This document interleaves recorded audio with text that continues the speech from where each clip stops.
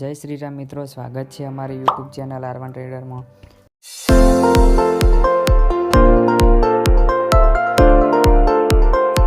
તો મિત્રો આજે આપણે વાત કરીશું શેર એટલે શું। તો મિત્રો શેર્સ જેને સ્ટોક અથવા ઇક્વિટી તરીકે પણ ઓળખવામાં આવે છે।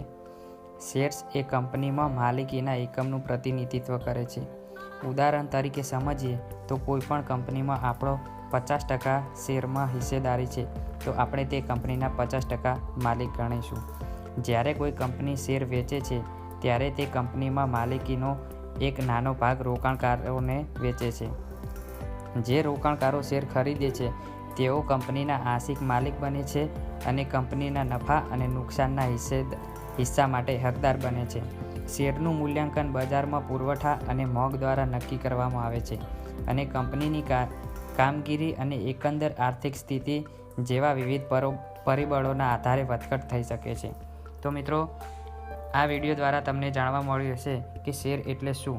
તો મિત્રો આવા જ વિડીયો જોવા માટે અમારી ચેનલને સબસ્ક્રાઈબ કરો અને વધુમાં વધુ શેર કરો। જય હિન્દ, જય ભારત।